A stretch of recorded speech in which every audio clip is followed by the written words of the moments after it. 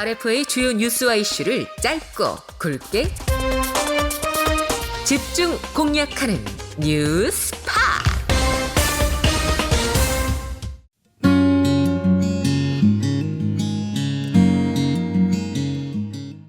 안녕하세요. RFA 뉴스팟. 저희는 미국 워싱턴 DC에서 이 시간 여러분과 변함없이 함께합니다. 진행을 맡고 있는 저는 RFA 자유아시아 방송 진기자 진민재고요. 오늘도 두 분의 기자와 함께합니다. 조진우 기자, 자민 앤더슨 기자, 어서 오세요. 네, 안녕하세요. 네, 안녕하세요. 조진우 기자입니다. 자민 앤더슨입니다. 네, 오늘도 이렇게 자리해 주셔서 감사드리고요. 자, 드디어 이 미국에서 트럼프 행정부 2기 행정부가 이틀 전부터 시작이 됐어요. 네, 취임을 했죠. 그러니까요. 우리 왜 지난해 마지막 방송에 김동석 미주 한인 유권자 연대 대표를 모시고 이 트럼프 2기 행정부에는 어떻게 분위기가 좀 변할지 들어봤었잖아요. 네, 맞습니다. 그때 제가 방송을 함께 했는데요. 네. 지금도 생각이 나는 게 아마 이번에는 트럼프 대통령이 김정은 북한 국무위원장한테 만나자고 해도 김 위원장이 쉬이 응하지는 않을 것이다. 이런 얘기를 좀 하셨는데 네네네. 실제로 요즘에 전문가들 사이에서 이런 분위기가 팽배하더라고요.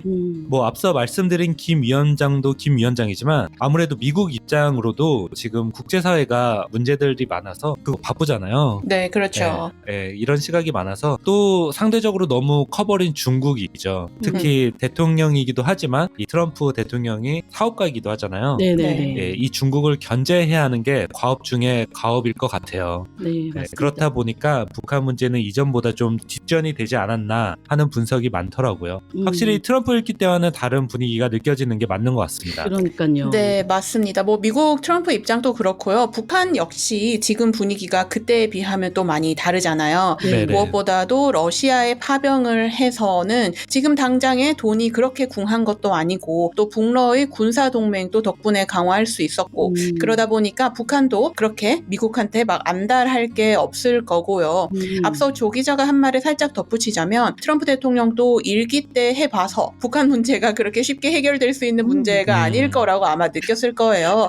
맞아요. 네, 그래서 그런지 북한에 대한 언급도 최근에는 예전에 비해 아주 적은 편이고요. 때문에 트럼프 2기 정부 때는 과거보다는 북한 문제에 관심이 줄었을 거다. 전문가들은 이렇게 보고 있습니다. 그렇군요. 하지만 우리 RFA 자유아시아 방송 국방부 출입 전문 기자잖아요. 이상민 네네. 기자. 아마 트럼프 2기 행정부에도 끊임없이 북한에 대한 질문은 멈추지 않을 것이다. 그렇죠? 그렇죠. 북한에 대한 그렇죠. 의제를 항상 끌어낼 거라고 기대하고 네. 있습니다. 그러니까요. 맞습니다. 더구나 지난 연말 특집에서 이상민 기자가 국방부 출입 비화를 저희 뉴스팟에 털어놔줬잖아요. 네. 이 청취자분들로부터 반응이 꽤 좋았는데 네, 그때 그래서- 재밌었어요. 그러니까요. 그래서 매달 마지막 주 수요일 방송에 이상민 기자가 고정 출연을 해서 이 국방부 출입 얘기를 전해드릴 예정인데 벌써 다음 주죠? 와, 그러네요. 그러니까요. 벌써 1월 다음- 말이네요. 네. 그러니까요. 너무 빨라요. 다음 주에 또 어떤 얘기가 나올지 청취자 여러분 또 기대해 보셔도 좋을 것 같고요. 자, 그럼 이제 오늘의 주제로 들어가 볼까 하는데 오늘도 매주 한 번씩 짚어보는 파병 소식이죠? 네, 그렇습니다. 참 이게 언제쯤이면 이 파병 소식을 좀 마무리할 수 있을지 그러니까요. 너무 답답한데요. 어쨌거나 오늘까지 전해진 소식을 또 여러분과 함께 공유해 보도록 하겠습니다. 네네. 우선 지난번 방송에 북한군 2명이 우크라이나군에 생포됐다 하는 소식을 전해드렸죠. 네네. 오늘은 이 생포된 북한군한테서 나온 증언과 함께 지금 러시아랑 우크라이나의 전쟁통 상황에 대해서 소식을 나눠볼까 하는데요. 네. 우선 가장 눈에 띄었던 내용이 러시아군이 전투에 참여한 북한군 병사들한테 이런 교육을 했다는 겁니다. 전투 중에 상대편이 항복 의사를 밝히면 집으로 돌려보내야 하지만 상대편이 투항하지 않고 계속 싸우려고 하면 사살하라 하는 건데요.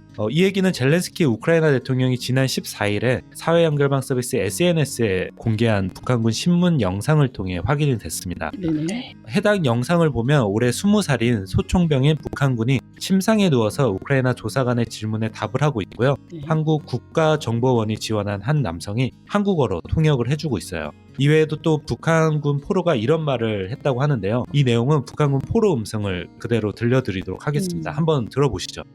어두가 주사관에서 방어원이 들어있다가 수사에 목적으로 쑥 들어갔는데 다행히 갈 수가 없었어. 그래서 거기서 뭐 내가 그렇게 하고 있었는데 군인들이 와가지고 나를 그래서 주사를 놔주고 차에 태워버렸어. 자, 지금 이 내용들 들어보면요. 부상당해서 방공호안에 들어가 있다가 철수할 목적으로 숲으로 갔다 이랬잖아요. 네네. 전문가들은 또 이런 말들을 두고 현재 북한군의 전투상 심리를 좀 분석을 하더라고요. 일례로 조한범 한국통일연구원 수석연구위원 같은 경우에는 지금 북한군들도 다 어린 MZ 세대들 아니냐. 더구나 앞서서 생포 직후에 이 포로들이 한 증언이 전쟁에 참여하는 줄 모르고 그저 훈련인 줄 알고 왔다라고 했는데 이런 어린 북한군들이 갑자기 전투를 하게 되니까 무슨 전투력이 그렇게 있겠냐 이렇게 보더라고요. 네네. 그러니까 한마디로 전투라는 거는 어떤 목적이나 목표가 있어야 하는데 지금 북한군 입장은 그렇지 못하기 때문에 생포된 북한군한테 전쟁 중에 느껴지는 어떤 전투 군인으로서의 살기는 전혀 느껴지지 않았다. 어쩌면 그래서 북한군 사상자가 생각보다 더 많이 발생하는 게 아닌가 싶다. 또 더구나 이런 북한군이 김정은 장군을 외치면서 자폭을 했다는 얘기도 나오는데요. 물론 그런 병사도 있겠지만 대다수는 아닐 것이다. 우크라이나군이 심리전으로 약간 부풀려서 발표하는 것도 있을 것이다 라고 했습니다. 그러니까 결국 지금 북한군에 관해서 이 속속 전해지는 소식들 네네. 곧이곧대로 믿지 말고 어느 정도 분별력 있게 판단해야 한다는 지적을 하는 거죠. 네네, 맞습니다. 자민 기자가 최근에 우크라이나 정부가 최근 공개한 이런 북한군 포로 영상이 화제가 되면서 일부 누리꾼들이 이 포로 손가락 모양을 지적하는 영상이 AI, 즉 인공지능으로 조작된 것이 아니냐 하는 이 의혹이 나오니까 AI 판독 프로그램을 이용해서 이 영상들의 진위 여부를 직접 확인해봤다 이겁니다. 그렇죠. 네. 맞습니다.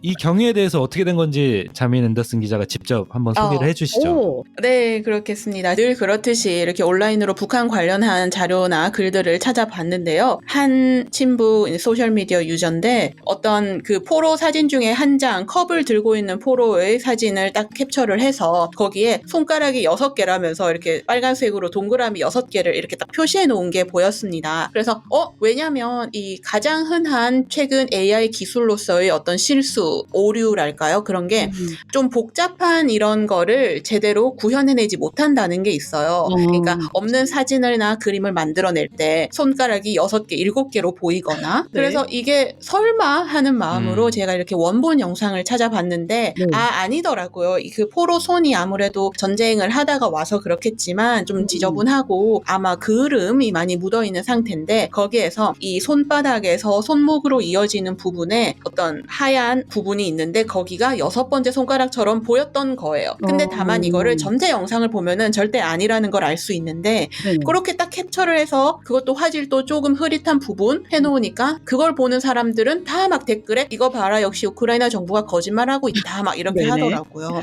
그래서 제가 이거를 한번 좀 전문가한테도 물어보고 확인을 해보고 싶어가지고 네네. 그래서 제가 AI 이런 전문가들한테 확인을 해봤더니 네네. 그 부분이 조금 순간적으로 봤을 때 착시 현상이 있어 보이기는 하지만 이 AI로 조작된 가짜 영상으로 보이진 않는다 하면서요. 또 그중에 한 명 폴 리우 씨는 영상의 다른 부분이랑 비교를 했을 때 포로 얼굴에 움푹 들어간 자국이랑 손의 상처 위치가 일치를 하고 또 더 복잡한 장면들이 있어요. 뭐 손이 여러 개 겹치는 장면, 뭐 손이 펜을 들고 글을 쓰는 장면 이런 부분에서는 또 멀쩡하게 보이거든요. 그렇기 때문에 앞에 조금 착시 현상이 보인 그 부분이 그냥 착시 현상일 뿐인 거지 가짜 영상으로 생긴 오류는 아니다. 이렇게 그들이 그렇게 평가를 했습니다. 제가 그래서 우크라이나 국가안보 국방위원회 산하의 허위정보대응센터에 이 영상의 진위 여부 논란에 대해서 어떻게 생각하느냐고 물어봤는데 거기까지 물어봤어요. 네, 정확하게 하기 위해서 네. 네, 아직 답을 받지는 못했습니다. 역시 똑자민입니다. 그러니까 똑자민이 그냥 나오는 똑자민이 아니에요. 네. 그리고 자민 씨가 이 얼굴도 분석해봤잖아요. 얼굴까지. 네, 해봤습니다. 제가 봤는데 언론사들이 사용 중인 이 AI 판독 프로그램으로 해당 영상이랑 포로의 고화질 사진을 분석을 해봤는데 네네. 이 딥웨어 AI 영상 판독기의 답변이 딥페이크가 탐지되지 않음, 그러니까 가짜가 아닌 원본이라고 밝혔습니다. 네. 이건 뭐 정말 들으면 들을수록 대단한데요. 이런 발상은 정말 우리가 앞서서도 계속 얘기했지만 또 이렇게 자민 기자처럼 호기심을 많이 가지지 않고서는 쉽지 않은 시도가 나오거든요. 아무튼 그 덕분에 이것과 관련한 영상이 자유아시아 방송 홈페이지에 올라와 있거든요. 이 조회수도 엄청나죠? 네, 관심 많이 가져주시더라고요. 좀 네. 궁금하고 흥미로웠던 주제인 것 같습니다. 그러니까요. 이 반면에 최근에 파병 북한군과 관련된 소식 중에 좀 속상한 게 또 있던데 지금 격전이 벌어지고 있는 러시아 쿠르스크 지역에서 아군 식별 오류로 인해서 이 북한이랑 러시아 어쨌거나 지금 한편이 돼서 싸우고 있잖아요. 근데 이 아군끼리 무기 체계가 오폭이 돼서는 혼동을 겪는 일이 발생하고 있다. 그런 얘기가 들리더라고요. 네, 그게 이 쿠르스크 지역에서 있었던 일을 일례로 설명해 드리면 이해가 쉬울 것 같은데요. 네네. 지난 10일에 한 친러시아 전쟁 전문 블로거가 영상을 하나 공개했어요. 네네. 네. 러시아군 무인기가 지대공 미사일 체계를 폭격하는 장면이었는데 문제는 이 폭격을 당한 무기가 북한산이라는 겁니다. 이 무기에 대해서 좀 더 자세히 설명을 드리면요. 지난 2020년 10월 10일에 평양에서 조선노동당 창건 75주년 기념 열병식이 열렸거든요. 네네. 거기서 공개된 무기가 바로 이번에 폭격을 당한 이 무기예요. 그때 러시아의 토르 야전 방공 시스템이랑 유사해서 북한판 토르라고 불렸거든요. 네네. 아마 요즘에 밀리터리 덕후들 이 밀떡 혹은 밀떡이라고는 하시는데 이 군사 관련한 정보나 무기에 관련된 걸 열광적으로 탐구하고 추정하는 분들이라면 방금 제가 말씀드린 이 무기가 어떤 건지 바로 알아들으셨을 거예요. 네, 그러니까 한마디로 러시아가 우크라이나군 무기인지 러시아군 무기인지 제대로 식별을 하지 못해서 아군의 무기를 폭격했다 이겁니다. 심각하네요. 네. 그리고 또 다른 상황으로 그보다 앞선 6일에는 북한산 지대지 미사일이 또 쿠르스크에서 러시아군 ES-1 자주포를 파괴하는 일도 있었다고 하더라고요. 네. 이게 전문가들의 분석에 의하면 물론 격전 중에 서로 양군이 뒤엉켜서 그런 것도 있지만 우크라이나랑 러시아의 무기 체계가 과거 소련제에서 파생된 결국 같은 유형의 무기라서 식별이 헷갈리는 부분도 분명 있다고 합니다. 그렇다 보니까 특히 전문가나 이런 분들의 눈에는 잘 구분이 되지만 일반 병사들이 봤을 때는 그게 대체 어떤 무기인지 쉽게 구별하기가 어려운 것 같습니다. 아, 그렇군요. 네. 근데 또 안타까운 현실은 지금 조 기자가 말한 건 무기잖아요. 네네. 물론 무기를 이제 서로 자기 건 줄 모르고 아군 건 줄 모르고 쏜 것도 안타깝지만 이제 아군 병사들을 식별하는 것도 상황이 별반 다르지 않다는 게 좀 문제입니다. RFA 주간 프로그램 한반도 신무기 대백과에 출연하는 한국의 군사 전문가죠. 자주국방 네트워크의 이로 사무국장과 제가 연락을 해봤는데요. 네. 말씀하시길 러시아군은 빨간색 띠, 우크라이나군은 파란색 띠를 이렇게 팔이나 다리에 묶고 있지만 드론으로 봤을 때 혹은 열화상 카메라를 봤을 때는 이렇게 색깔이 분명하게 확인이 안 되는 거예요. 그래서 아군을 오인 사격하는 경우도 지금 양국이 빈번하게 발생하고 있다고 합니다. 아니, 정말 자민 기자 말대로 이거야말로 안타깝다라는 말로도 좀 모자란 그런 처절한 상황이 벌어지고 있는 것 같은데요. 네. 이 더더구나 생포된 북한군 말이 우리는 전쟁터인 줄도 모르고 그저 훈련하러 온 줄 알았다 이랬었거든요, 분명. 뭐 여차하면 아군한테 목숨을 내어줄 판이니까 세상에 이런 총알바지가 또 어디 있을까 이런 생각이 들어요. 네, 그러니까요. 그리고 실제로 그 우크라이나군에 북한군이 생포되던 순간에도 굉장히 급박한 상황이 벌어졌다고 하는데요. 네네. 최근에 우크라이나 특수작전군 소속 군인들이 자유 유럽 방송이랑 인터뷰를 하면서 밝힌 내용이 있습니다. 러시아군이 우리가 북한 병사를 데려가려 한다는 것을 눈치채고서는 매우 정밀한 포격을 가했다. 러시아군은 끝까지 우리가 북한군 병사를 데려가는 것을 원하지 않았다. 그래서 1인칭 시점 드론까지 동원해서 막았는데 다행히 우리한테는 큰 피해가 없었다. 아, 그러게요. 그 인터뷰 내용은 저도 봤는데요. 그 북한군을 생포하기 위해서 우크라이나군이 꽤나 공을 들였더라고요.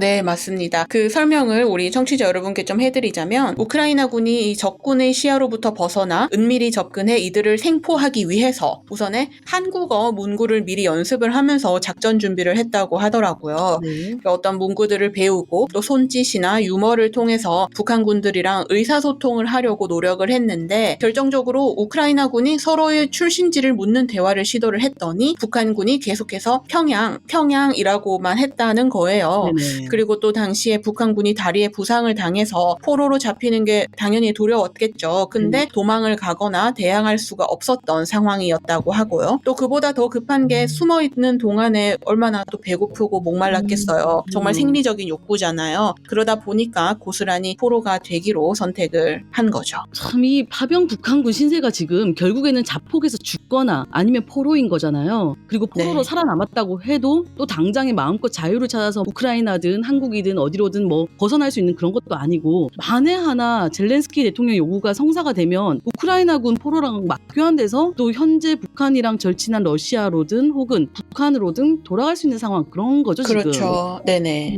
네, 그러니까 지금 북한 당국이 공식적으로 파병 사실을 인정하고 있지는 않지만 네네. 전사자 유족한테는 불러서 이 전사증이랑 같이 당원증을 주고 또 평양 거주도 약속을 하고 있는 그런 상황이잖아요. 네. 네. 아무리 이런 거에 대해서 발설하지 않겠다고 비밀 서약을 받으면 뭐 하겠어요. 발 없는 말이 천리 간다고 이제 아, 북한 그쵸. 주민들도 군인들 파병 사실에 대해서 알만한 사람들은 다 알지 않았을까요? 네네, 그렇죠. 그러니까 최대한 어떻게 해서든 지금 북한에서는 자식들을 군에 입대시키지 않으려고 군 입대 면제를 위한 수단인 결핵 진단서 수요가 급증했다고 합니다. 오. 네, 맞아요. 지난해까지만 해도 군 면제용 결핵 진단서가 100불 정도였는데요. 지금은 500달러, 500불까지 올랐다는 얘기가 있더라고요. 아니, 뭐 부모님 또 가족 입장으로는 왜 안 그렇겠어요. 일단 파병을 가게 되면 살아 돌아올지 영영 이별일지 아무도 모르는 일이고, 지금과 같은 상황이라면 정말 더더구나 살아 돌아올 가능성에 대한 확신이 전혀 없는 일일 테고요. 저런 500불 어떻게 해서든 모아서 진단서, 결핵 진단서를 받고 싶은 그런 마음일 것 같습니다. 그러니까요. 그리고 더더구나 지난 방송에 북한서 요즘에 입대 연령도 23살에서 25살로 상향 조정했다고 했잖아요. 네. 네, 제가 남자 입장으로 지금 북한 주민들이라면 절망스러울 것 같은데요. 파병을 가면은 죽음을 각오하는 거잖아요. 네네. 네, 군 입대 나이도 방금 말씀처럼 상향 조정을 했죠. 게다가 지금 나온 그 군 면제용 결핵 진단서 가격이 오른 게 그것도 문제지만 해당 대상자가 기존에 1년에 한 번 결핵 검사를 하면 됐는데 네. 지금은 3개월에 한 번 해야 된다고 하더라고요. 저라도 사실 그런 식으로 목숨을 담보해서 파병을 가고 싶지는 않을 것 같아요. 그럼요. 아무리 북한이 싫다고 해도, 그러니까 지금 북한은 이 파병 때문에 어떻게 해서라도 군 입대를 안 하려는 주민들이랑 어떻게 해서라도 군 입대를 시키려고 하는 당국이랑 이 기싸움이 팽팽하게 벌어지고 있는 분위기가 감지됩니다. 네. 이런 게 이번 주에 새로운 북한 내부 분위기라고 할 수 있겠죠. 그리고 또 북한 당국의 다른 입장으로는요, 일부 전문가들 사이에 이런 관측도 조심스럽게 나오고 있어요. 지금 북한 병사들이 이렇게 총알바지, 소모품으로 하염없이 죽고 부상당하고 또 생포당하고 하니까 북한 입장으로는 러시아에게 섭섭해서 추가 파병은 하지 않을 수도 있다. 근데 사실 또 모르죠. 바로 어제 전해진 소식이 러시아 국방부 차관이 최근 군사대표단을 이끌고 비밀리에 방북을 했다 하니까 어쩌면 이게 또 추가 파병 문제를 논의하는 건지 아니면 러시아의 핵 미사일 기술 전수 문제를 논의하는 건지 모르겠지만, 아무튼 이렇게 앞으로 북러 군사 밀착하는 움직임을 좀 더 유의 깊게 지켜봐야 할 것 같습니다. 그렇잖아도 최근에 쿠르스크 지역에서 북한군이 전장의 모습을 거의 드러내지 않는다는 말도 나와서 네. 정말 이런 상황이라면 추가 파병은 하지 않겠다 싶었거든요. 근데 이런 변수가 또 있었네요. 국방부 차관이 북한을 갔다. 네. 하지만 어쨌거나 자국민은 좀 나라가 스스로 아끼고 보호해야 하는 게 상식이 아닌가, 저희는 그렇게 생각을 하잖아요. 아무쪼록 하루빨리 파병 북한군의 사상 소식은 줄어들고 또 현재 생포된 북한군들도 좀 자의에 따라서 자유로운 삶을 산다는 소식이 들려올 수 있기를 바라면서 오늘 방송 여기서 마무리하겠습니다. 두 분 말씀 감사합니다. 네, 감사합니다. 네, 그럼 저도 여기서 이만 물러가고 내일 또 새로운 소식으로 찾아뵙겠습니다. 오늘도 변함없이 청취해 주셔서 감사드리고 청취자 여러분 사랑합니다. RFA 뉴스쇼 뉴스팟